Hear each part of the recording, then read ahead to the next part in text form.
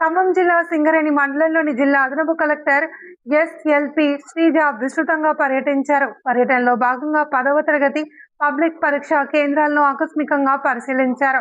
పరీక్షల నిర్వహణపై అధికారులు తీసుకుంటున్న చర్యలను సమీక్షించి నిబంధనల ప్రకారం పకడ్బందీగా నిర్వహించాలి అని సూచించారు.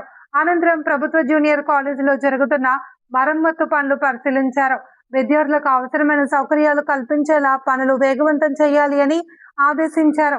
తదుపరి గేటు రేలకాయలపల్లి ఆశ్రమ పాఠశాలను సందర్శించి మధ్యాహ్న భోజన పథకాన్ని తనిఖీ చేశారు. విద్యార్థులతో మాట్లాడి వారి చదువుల స్థాయి, వసతి సదుపాయాలపై వివరాలు తెలుసుకున్నారు. విద్యార్థులకు నాణ్యమైన విద్యతో పాటు సక్రమమైన సదుపాయాలు అందేలా చర్యలు తీసుకోవాలి అని సంబంధిత అధికారులను ఆదేశించారు. ఈ కార్యక్రమంలో MPDO Srinivas, MPO Ravindra Prasad, CRA Rajasekhar తదితరులు పాల్గొన్నారు.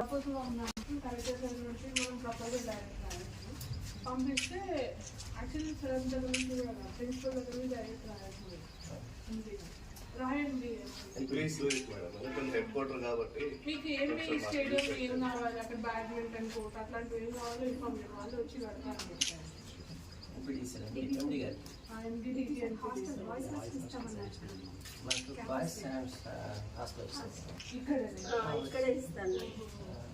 ప్లేస్ కోసం చూస్తున్నాం మరి. అది వాళ్ళు అడిగినంత ప్లేస్ ఇస్తే మనకు ప్లేస్ తగ్గేటట్లు ఉన్నది.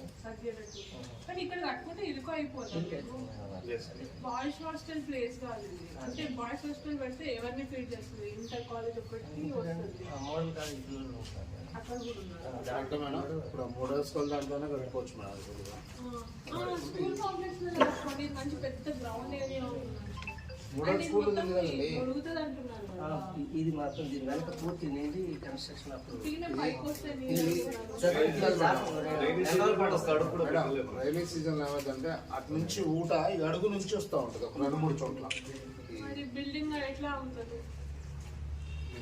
రైల్వే సీజన్ లో ఆడుకుంటే దీంట్లో అంతకంటే ఎక్కువ ఇస్తే అసలు ప్లేసెస్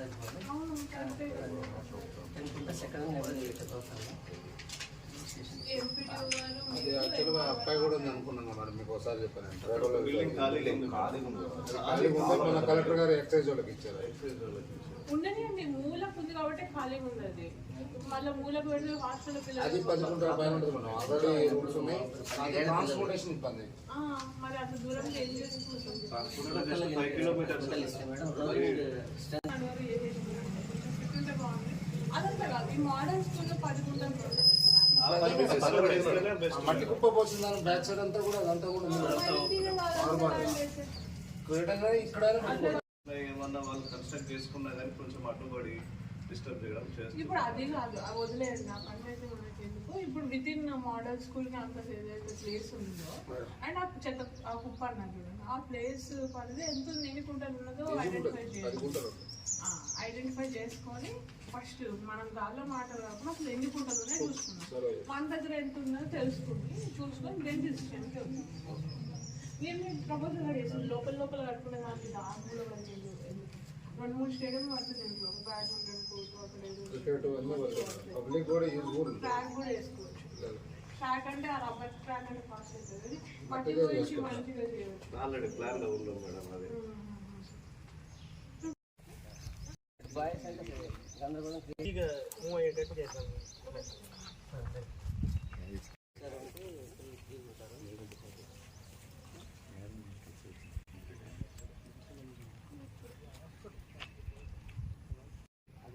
అండ్ ఇవి యూరినల్స్ ఉన్నాయి. మన వాష్రూమ్స్ ఎక్కడ ఉన్నాయి? సీట్స్ ఎక్కడ ఉన్నాయి? సీట్స్ అసలు లేవా? ఏం చేస్తారు వాళ్ళు?